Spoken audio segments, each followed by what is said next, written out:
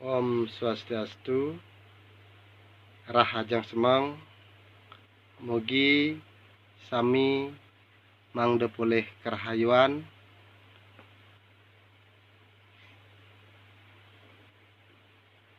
buat saudara-saudara tiang dimanapun berada.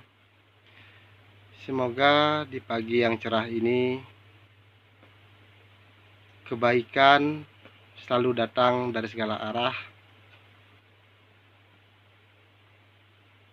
dengan seiringnya ide Sang Hyang Surya medal ring utara menyinari bumi, menyinari Ibu Pertiwi sebagai aspek Dewi Kesuburan yang senantiasa selalu memberikan kita kenikmatan, kehidupan,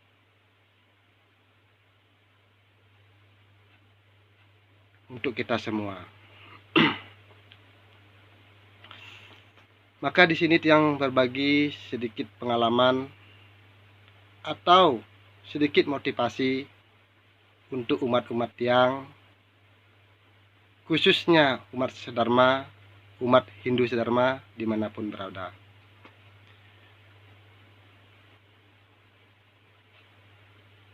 Terkadang kita berpikir sebagai tokoh agama Hindu,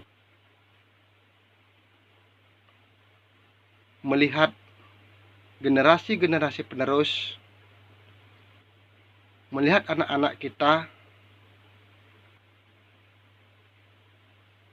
begitu minimnya pengetahuan tentang agama kita, terutama agama Hindu.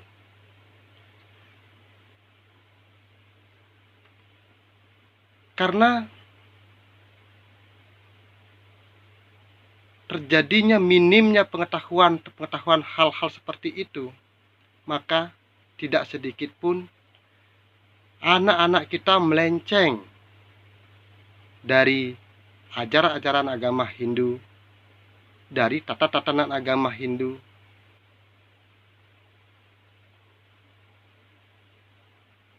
Semua itu terjadi karena sangat minimnya pemuka-pemuka agama turun ke lapangan untuk memberikan pencerahan, bersosialisasi kepada umat, baik anak-anak, sehingga pemahaman generasi penerus ini kurang. Di sini tiang menggarisbawahi sedikit satu contoh. Maaf, tiang bukan menggurui. Cara kita beriatnya seringkali tiang dapatkan di lapangan, beriatnya itu dengan cara jor-joran. Beriatnya itu dengan ada rasa gengsi. Sedangkan konsep kita beriatnya, kita untuk menebus karma kita hidup dan memperbaiki karma kita yang akan datang. Itulah konsepnya kita beriatnya. Isi dari yatnya itu sebenarnya kalau di agama Hindu adalah ketulusan, keikhlasan, lahir dan batin.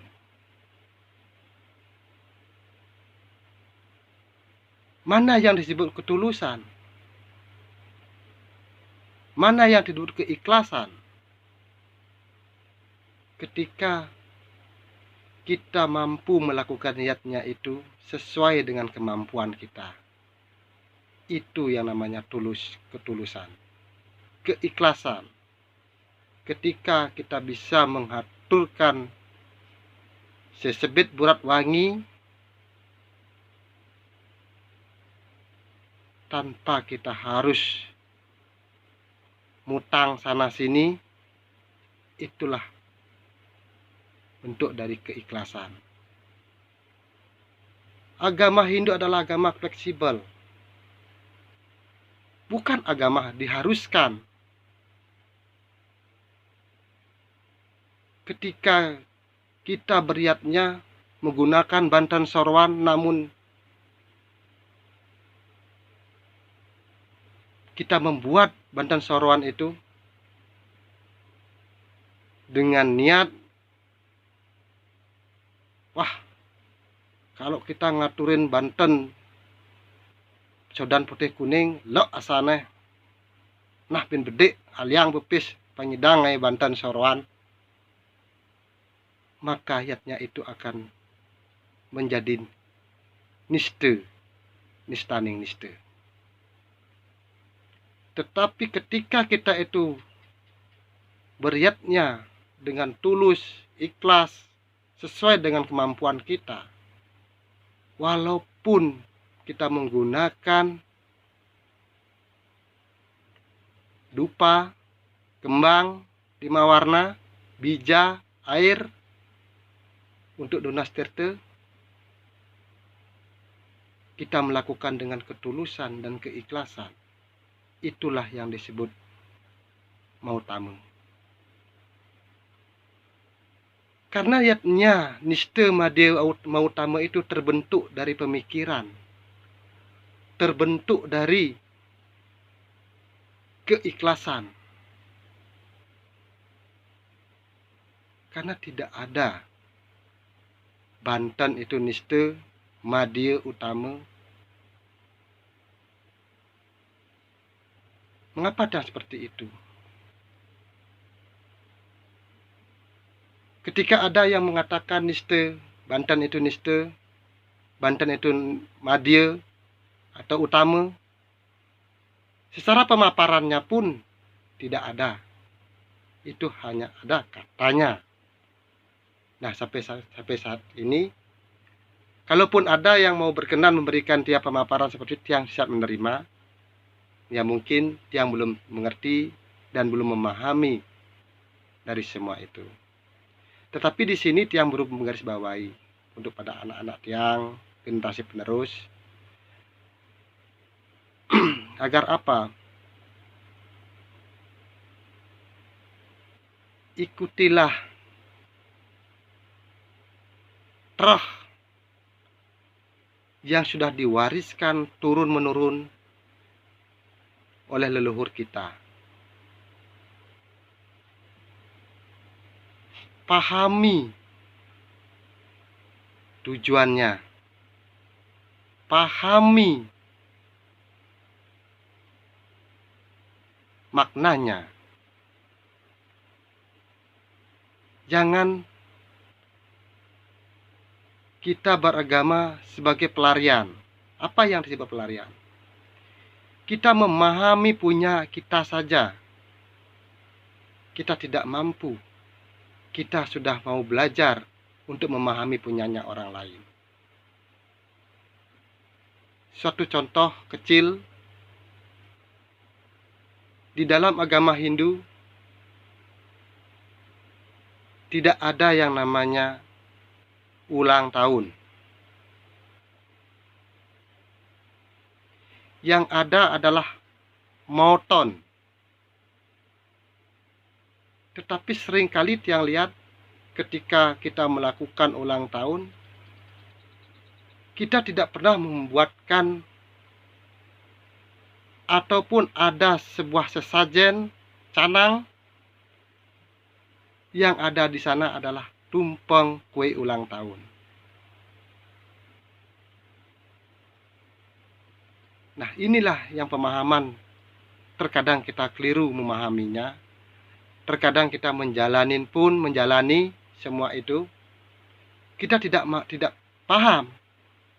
Kita sudah menggunakan tradisi-tradisi orang lain.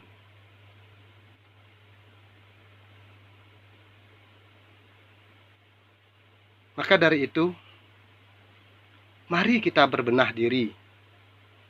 Mari kita belajar. Jangan menunggu kita mempunyai pengetahuan yang luas dulu, baru kita mau memaparkan. Baru kita mau memberikan sosialisasi kepada umat, kepada anak-anak kita, generasi penerus. Walaupun kita sedikit, mari kita sumbangkan, kita berikan wawasan kita. Agar apa? Agar anak-anak kita ke depannya tidak salah melangkah.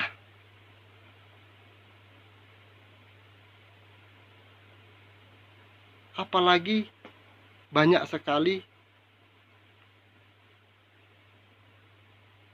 di luar sana agama kita selalu dihina.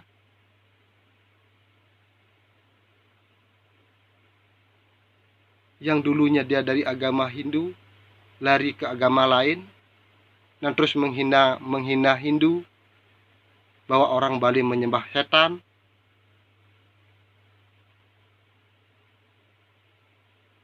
Nah, inilah pemahaman yang kurang. Ketika mereka gagal untuk memahami hakikat agama Hindu, dia sudah melangkah memahami agama yang lain. Ujung-ujungnya apa? Seperti taluh semuruk, tiada berguna. Nah, maka dari itu, buat saudara-saudara tiang, untuk generasi penerus, lakukanlah seradah baktimu dengan ketulusan, karena untuk kita mencapai, untuk kita meraih kesucian yang kita dapatkan, kesatu kita harus punya keyakinan. Kedua, didukung dengan kesucian. Ketiga, keikhlasan. Keempat, ketulusan, lahir dan batin. Itu kuncinya kita untuk ingin mendekat oleh ide Sang Hyang Widi-Wasa. Bukan harus menggunakan banten yang besar, bukan harus menggunakan banten yang begini dan begitu. Kalau toh kita bisa mampu mengaturkan yang besar, ya marilah kita aturkan yang besar. Tetapi jangan sampai kita membohongi diri kita sendiri.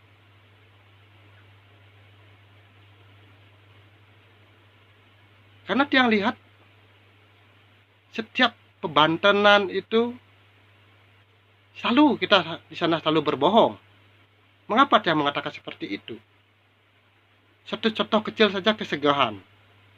Segahan Mancewarna. Sebenarnya ibu alam semesta ini, beliau sudah menyediakan semua, dari ketan hitam, merah, putih, kuning, itu sudah mereka sediakan semua. Tetapi kita selalu membohongi dengan menggunakan zat pewarna. Itulah bentuk dari ketidakjujuran. Maka terlahirlah di zaman sekarang ini manusia-manusia yang pemikirannya kerdil, manusia-manusia yang pemikirannya itu picik. Itu bersumber dari apa yang kita lakukan, apa yang kita haturkan. Karena apa yang kita haturkan itu konsepnya itu memperbaiki karma kehidupan yang akan datang.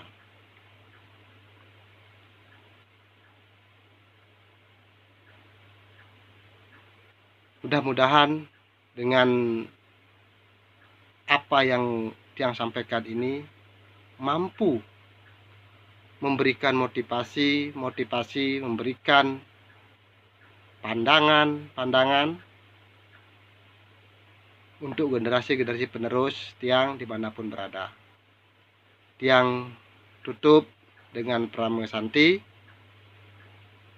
Om Santi Santi Santi Om. Suksema.